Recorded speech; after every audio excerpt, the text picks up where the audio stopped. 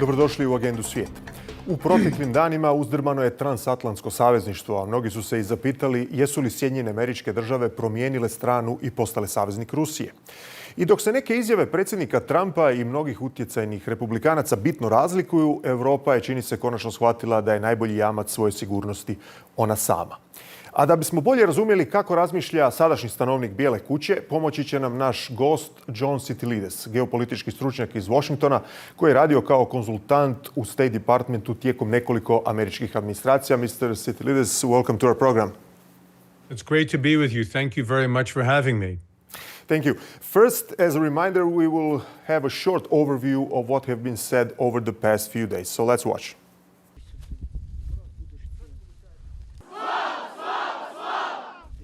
Ovaj 38-godišnji ukrajinski vojnik prije 2 godine ostao je bez obje ruke i lijeve noge na fronti.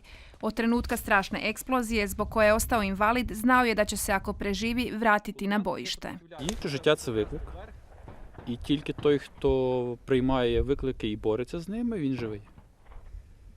Проще за все лягти на ліжко і заплакати: мамо, я бідолашка. Mnoge ukrajinske brigade imaju najmanje jednog, a često i nekoliko vojnika s amputiranim dijelovima tijela koji su još na aktivnoj dužnosti. Oni su među 380.000 vojnika ranjenih tijekom trogodišnjeg rata. Oko 46.000 njihovih suboraca je poginulo, deseci tisuća vode se kao nestali i zarobljeni. Kijev se ne suočava samo s izazovima na bojnom, nego i na diplomatskom polju. Njezin dosadašnji saveznik SAD o primirju pregovara s Rusijom, ostavljajući Ukrajinu i Europsku uniju po strani. Opća skupština UN-a donijela je rezoluciju u kojoj se potvrđuje potpora Ukrajini i njezinoj teritorijalnoj cjelovitosti, ali uz Rusiju protiv rezolucije glasao je i SAD. Unatoč golemim razlikama u stajalištima, Donald Trump i Emmanuel Macron žele surađivati kako bi se rat u Ukrajini priveo kraju. Trump je rekao da bi rat mogao završiti u nekoliko tjedana, te da bi Putin mogao dopustiti stacioniranje europskih mirovnih snaga u Ukrajini kao dio potencijalnog mirovnog sporazuma. Si on ne garantit pas la sécurité de cette part du territoire de l'Europe, comment garantir notre propre sécurité à tous? Nous vivons à 1500 km de l'Ukraine, nous Français. Et c'est encore plus près quand on est évidemment polonais ou allemand. Donc c'est notre engagement pour la sécurité collective. Et en quelque sorte, c'est répondre aussi à l'appel qui nous est fait. Vous devez, vous, autres Européens, être davantage engagés. Mais nous, Américains, nous restons en solidarité. On le fait en Ukraine et on doit le faire aussi pour notre sécurité collective. Bijela kuća pritom očekuje da Zelensky potpiše dogovor prema kojem bi SAD-u dao pristup ukrajinskim prirodnim bogatstvima u ime otplate više od 180 milijardi američkih dolara isporučenih Kijevu od početka rata 2022. I support the idea to have Ukraine first being compensated because they are the one to have lose a lot of their fellow citizens and being destroyed by these attacks. Second, all of those who paid for could be compensated, but not by Ukraine, by Russia, because they were the one to aggress. Again, just so you understand, Europe is loaning the money to Ukraine. They get their money back. No, in fact, to be frank, we paid. We paid 60% of the total effort, and it was through, like the US, loans, guarantee, grants, and we provided real money, to be clear. We have 230 billion frozen assets in Europe, Russian assets, but this is not as a collateral of a loan because this is not our belonging. So they are frozen. If at the end of the day in the negotiation we will have with Russia, they're ready to give it to us, super. Donald Trump prije je otvoreno ucjenjivao Volodimira Zelenskog gubitkom zemlje ako ne pristane na dogovor. He refuses to have elections. It's low in the real Ukrainian polls. I mean, how can you be high with every city is being demolished? It's hard to be high. Somebody said, oh no, his polls are good. Give me a break. Every city is being demolished. They look like a demolition site, every single one of them. And the only thing he was really good at was playing Joe Biden like a fiddle. He played him like a fiddle. That's an expression we use, Yasser, to say that he's pretty easy. A dictator without elections. Zelensky better move fast or he's not going to have a country left. Uz to je iznio niz neistina. Od toga da Zelensky ima potporu samo 4% Ukrajinaca do toga da je Kijev zapravo kriv za početak rata. У нас є докази, що ці цифри вони обговорюються між Америкою і Росією. Ну, тобто, на жаль, президент Трамп з великою повагою до нього відносимося як до лідера народу, який ми дуже поважаємо, американський народ, який нас постійно підтримує. На жаль, живе в цьому дезінформаційному просторі. Nakon Trumpovih napada, nevladine organizacije izdale su priopćenje u kojem stoji da ukrajinski konsenzus o održavanju izbora najranije 6 mjeseci nakon kraja rata podupiru i vlast i oporba. U 169% Ukrajinaca smatra da bi Zelenski trebao ostati do tada na vlasti. Analitičari ističu da Trump zapravo ponavlja zahtjeve Moskve za održavanjem izbora, koja se želi riješiti Zelenskog, destabilizirati političku situaciju i potencijalno postaviti ruske marionete na vlast. I mean, a dictator. First, when I heard about this, then I was sure that he's making a mistake and mixing the two people, because Putin hasn't had elections, or Russia hasn't had elections in 25 years. Zelensky is elected leader, elected in free and fair elections. Ako se SAD i ne slaže s ciljem Kremlja da Ukrajini postavi proruskog predsjednika, Trump bi im svojim potezima mogao i nenamjerno pomoći. Njegov animozitet prema ukrajinskom predsjedniku začet 2019. kad je Zelenski odbio istražiti ukrajinsku tvrtku povezanu s Hunterom Bidenom, pojačan je odbijanjem Kijeva da potpiše sporazum kojim bi SAD-u pripalo 50% ukrajinskih minerala.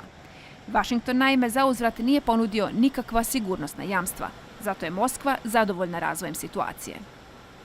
Мы, кстати говоря, готовы были бы предложить и американским нашим партнерам, когда я партнеры говорю, имею в виду не только административные, правительственные структуры, но и компании, если бы они проявили интерес к совместной работе.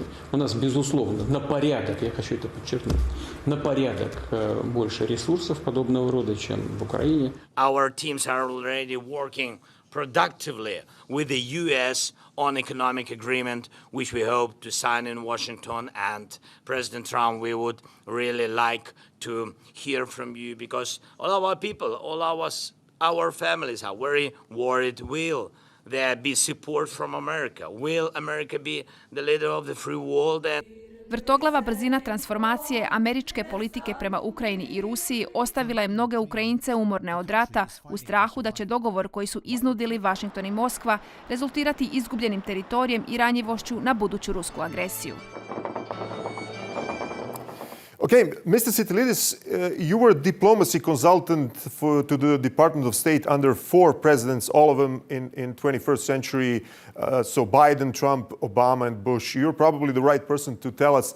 You know, here in Europe right now, lots of people seem to think that latest statements from Donald Trump could end or signal the end of 80 years of transatlantic alliance. Is he really aligning with Russia? What do you think?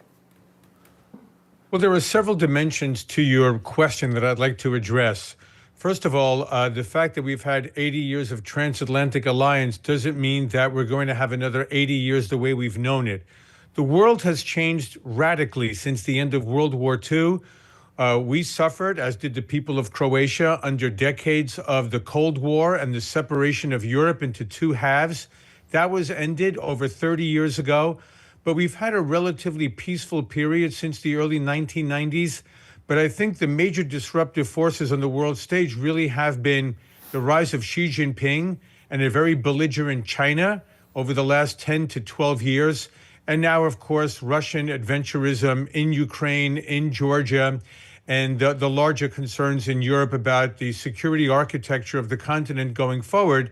And against this backdrop of a number of changes that have been happening before Donald Trump became president, he is looking to see how the United States realigns its relationship with Russia and to try to resolve the invasion of Ukraine and the disruption of life for everyday Ukrainians over the last 11, 12 years in a way that brings about a greater harmonization of U.S.-Russia interests bilaterally across Europe, and where there's a new security architecture in Europe that addresses Russian concerns, American concerns, and European concerns, because 2025 is a very different world than 1945 or even 1995. Does majority of Republicans, those who create policies in Congress, the Senate, governors in U.S. states, are supporting this shift in relations towards Europe or other allies of the United States?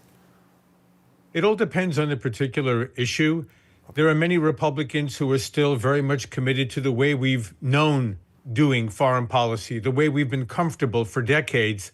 But unfortunately, as I just highlighted, the world has been changing and the United States needs to change with the world. And under Donald Trump, his vision is for America to lead the changes in the world. The U.S.-China relationship, U.S.-Russia, U.S.-Europe, and even with our friends here in the Western Hemisphere, many Republicans are still very much committed to a certain way of doing things. More and more Republicans seem to be coming around to the Trump vision for rethinking international relations. And of course, several of those established members are now members of his administration, starting, of course, with Secretary of State Marco Rubio and former Congressman Mike Waltz, who is his national security advisor. So it's going to take, I think, more persuasion and possibly some victories on the diplomatic stage. But more and more Republicans, I believe, are coming around to this. But it's still going to be a challenge for many, especially the older members of the Republican Party in the Senate and in the House of Representatives. Do you think, as obviously many people do, that Trump changed his rhetoric towards Ukraine and particularly President Zelensky after his phone call with Vladimir Putin? Or he was just frustrated with Kyiv because it didn't respond positively to his proposals? Well, let's, of course, begin with the fact that neither I nor anyone can read President Trump's mind, or the mind of anyone else for that matter. All we can do is try to divine by his statements and by his actions of recent days, recent months, and frankly, going back a number of years. It seems to me that Donald Trump believes that Ukrainian President Zelensky had an opportunity to bring about a peace in Ukraine 1 month after the Russian invasion in February of 22. In March of 2022, you had 90% of an agreement in place between Moscow and Kyiv, and then Boris Johnson, the then Prime Minister of the United Kingdom, probably at the urging of U.S. President Joe Biden, went to Kyiv and told Zelensky to not sign the document, that the United Kingdom, the NATO alliance, and especially the United States would continue to provide whatever arms Ukraine needed to prevail, to, in a very delusional way, potentially win over the massive Russian military. And so I think Trump blames Zelensky for not taking that peace deal in 2022. And certainly since September of 2022, when we saw the very daring Ukrainian counteroffensive, there's really been no significant movement between Russia and Ukraine throughout eastern Ukraine for 2.5 years. What you have really is World War I type trench warfare, hundreds of thousands of young Russian and Ukrainian men dead, injured, maimed for life, and really no exit strategy for this war by either side. And I think what happened most recently, despite the fact that you have had this, I think, antipathy by President Trump towards President Zelensky, I think it was very foolish of Zelensky to publicly, try to humiliate or ridicule Donald Trump by talking about him operating in a sphere of Russian disinformation. And I think that's what triggered the more sort of caustic remarks by President Trump several days ago, calling Zelensky a dictator and a modestly successful comedian and whatnot. It's not smart to humiliate Trump, whether one respects him, fears him, or hates him. If you're the president of a country utterly dependent on the United States for your survival, it's probably not smart to ridicule the man who leads that country's government. Okay, I just may add, as far as I remember, first Donald Trump called Zelensky dictator and talked about 4% of approval in Ukraine for him. And then it was this remark that Donald Trump lives in the sphere of Russian influence. But anyway, do you think that knowing all of that, that we are getting closer right now, and obviously Donald Trump is the one who's pushing the ceasefire agreement and probable peaceful solution long-term for Ukraine. Are we getting closer right now with that? Well, we're certainly closer than we were a month ago because, unfortunately, the Biden administration decided to never communicate with Vladimir Putin. And so there's really no way you're going to bring about a peace settlement if you don't speak to your main adversary. But it's going to be a very, very challenging process. And of course, one thinks back to when then candidate Trump was talking about resolving the Russian invasion of Ukraine in one day, he tends to be quite hyperbolic in his comments, in his rhetoric. But I think they are very serious about moving as rapidly and as energetically as they can to bring about a ceasefire. And President Trump believes, and I don't know if he's right or wrong, that once you have a ceasefire, it's very unlikely that either party will revert to hostilities. So we'll see if this plays out in the days or more realistically in the weeks ahead. We hope they do. It'll be good for Russia and good for Ukraine to end the bloodletting and to see how we rebuild the Ukrainian economy, provide a decent society for the Ukrainian people, and let the Russian people have a normal economy again, not one that is cut off from the Western world and increasingly dependent on the Communist Party of China for its well-being. You already said that you cannot look into the head of Donald Trump or anybody else, but could you comment, let's ask this more broadly, not only on Ukraine and the relationship with Europe and other allies, but it looks to me that Mr. Trump believes that all US politics, basically in the past, let's say 20 years, both domestic and foreign, were wrong, and he now wants to fundamentally change all of them. Do you agree with that, and do you believe that this is how things should be done? It may seem that way because he is taking on so many of our traditional foreign policy perspectives and policies and strategies over the past decades in a very, very compressed period of time, right? He's only been U.S. president for a number of weeks. But I think those areas of American foreign policy and, frankly, our domestic economy that he sincerely believes need to be reformed, he's targeting for reform. Those that are beyond reform, he will probably seek to dismantle and to rebuild.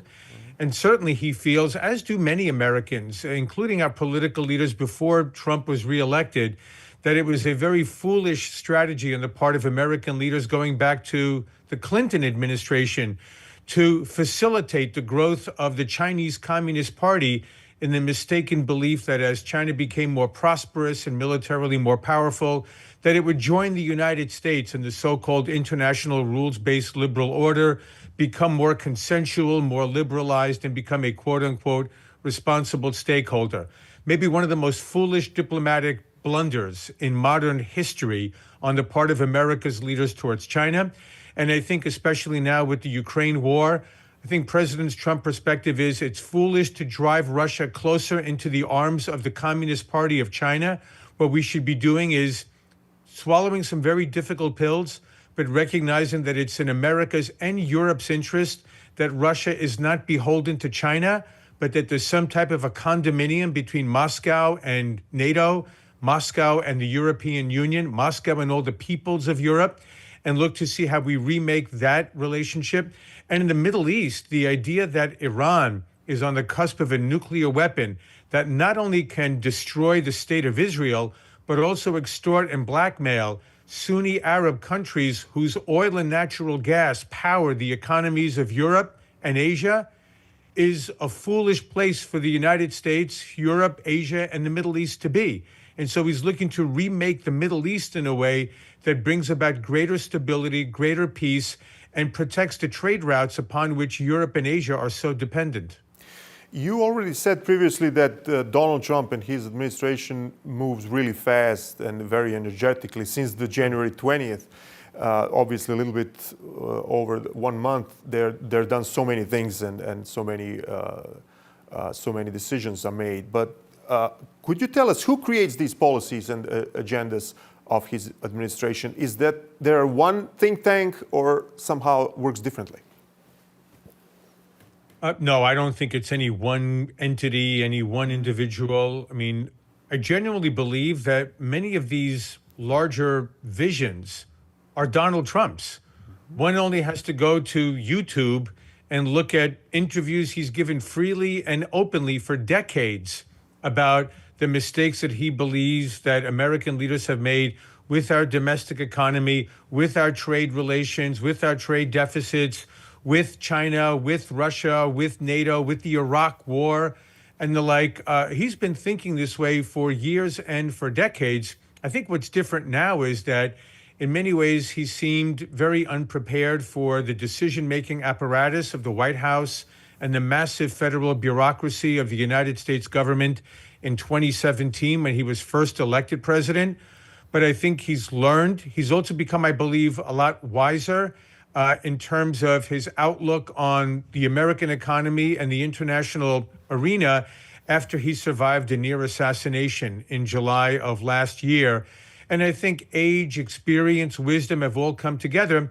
And, you know, there's still half of America that loves him and half of America that hates him. And there may be that kind of a division for peoples around the world as well. But I think the one difference is that this time around, he had put together a stable, a roster of extraordinarily skilled and experienced policy planners who since 2021, when Joe Biden came into the White House, have been planning for 4 years for the possible return of Donald Trump to the White House. They have been preparing putting the flesh to the bone of many of these Trump visions for international relations, for diplomacy, and for American domestic economic reforms. They're the ones who have been drafting these executive orders so that from day one, he has signed, I believe now, more than 100 executive orders that are affecting almost every aspect of the American economy and reordering our relations with so many important countries and regions around the world. So let's just say he's been extraordinarily well prepared coming into this second administration in a far superior manner than he was in 2017. And that's why I believe his agenda will be far more successfully implemented in the months ahead, certainly through the end of 2026. And then we'll see what happens with the congressional elections and whether or not Republicans retain power in both the Senate and the House, or if the Democratic Party takes over one or both houses. And then we have a new political dynamic in Washington in the second 2 years of Trump's administration. And finally, I have to ask you about one specific member of this team, the Donald Trump's administration. I would say the obvious superstar so far, Mr. Elon Musk. How do you see his role and how do you assess what he has done through Doge so far, obviously? Yeah, it's a very unusual arrangement that President Trump has implemented with Elon Musk as a special government employee and maybe one of his most respected advisors. And I think Donald Trump looks at Elon Musk's extraordinary, singular, unique success as an entrepreneur, the level of efficiency he's brought to his companies, whether it's SpaceX or Tesla or the Boring Company, or obviously with Twitter, where he fired 90% of the workforce, and Twitter is a far more successful company today than it was when 90% of the people were doing nothing except putting videos on YouTube and on Twitter and on TikTok, for that matter, about all of their milkshakes and, gymnasium activities. So I think he's looking to bring that kind of ruthless efficiency to the federal government. I think also the fact that Elon Musk is extraordinarily skilled in terms of all of the most advanced technologies, which Donald Trump believes the United States must be the world leader in, whether it's artificial intelligence, quantum computing, and all of the very cutting-edge frontier technologies that are going to be important in the U.S.-China relationship and for American global economic dominance, which Donald Trump firmly and devoutly believes in. And I think also, lastly, he admires the daring vision that Elon Musk brings to every adventure. Elon Musk, if one simply reads the biographies, the very famous one, for instance, by Walter Isaacson, is somebody who brings a break things first and ask forgiveness later approach, rather than take the safe regulatory approach and make sure that you are, abiding by the book, abiding by the rules. And so it's a very different approach to the federal government. But so far, he seems to have retained the confidence of Donald Trump. And as long as President Trump feels that Elon Musk is doing an excellent job of reducing waste, fraud, and abuse in the federal government and setting a right example for maximizing efficiency so that everything that the federal government and its bureaucracies do serve and advance the national interest of the United States, I think Elon Musk will be in a comfortable place as long as, of course, he has the time to do so while he's still CEO of Tesla and SpaceX and the Boring Company and X and other leading technology companies. Definitely interesting 4 years ahead of US and the rest of the world. Mr. Be sure, of course. Sitilides, thank you very much for these insights and this interview. Thank you very much. Thank you so much for having me. Hvala i vama, cijenjene gledateljice i gledatelji. Bila je to još jedna Agenda svijeta. Do idućeg tjedna. Doviđenja.